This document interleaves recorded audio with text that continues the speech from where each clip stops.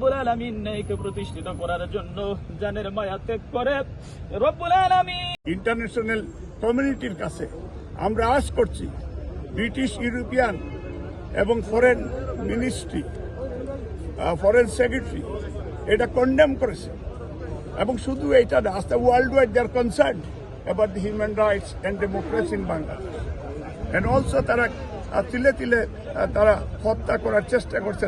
Mafia versus বাংলাদেশিরা আমরা face করব। মাফিয়া যেখানে যাবে এই মাফিয়াদেরকে আমরা দেশে বিদেশে আমরা ফেস করব এবং এইটাতে প্রয়োজনীয় ব্যবস্থাও আমরা গ্রহণ করব। সেই দিন এখানে আলতাওয়ালি পার্কে শান্তিপূর্ণ একবারে বাচ্চারা দেশের বাংলাদেশি ব্রিটিশ বাংলাদেশিরা বাচ্চারা এখানে আসছে, তারা এসে এখানে হামলা করেছে।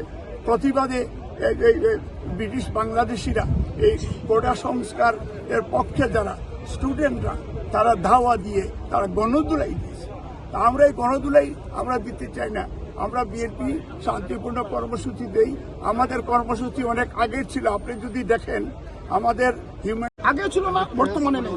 বাংলাদেশে একটি শান্তিপূর্ণ পিসফুল আন্দোলন, সাধারণ ছাত্রছাত্রী তাদের আন্দোলনে এই মাফিয়ারা, এই আওয়ামী লীগ, যুবলীগ, ছাত্রলীগ আজকে দেখেছেন বাংলাদেশে বিশ্ব মিডিয়া বলতেছে হাজার হাজার মানুষকে গণহত্যা করেছে এই পুলিশ লীগ, এই আওয়ামী লীগ, এই বাকশাল লীগ, র্যাব লীগ।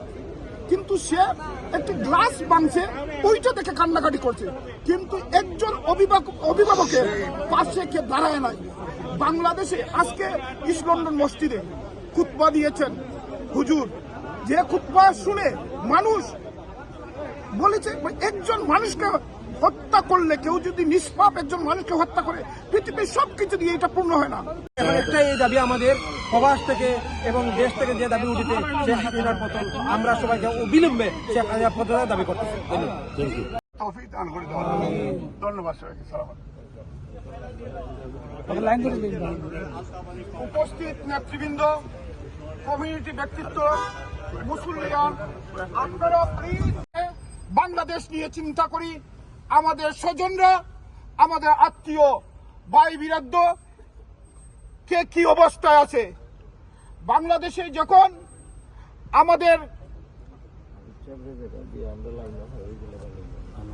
সাধারণ ছাত্রছাত্রীরা তার ন্যায্য দাবি আদায়ের জন্য আন্দোলন করছিল, তখন এই মাফিয়া খুনি হাসিনা পাখির মতো গুলি করে তাদেরকে হত্যা করেছে। আজকে পর্যন্ত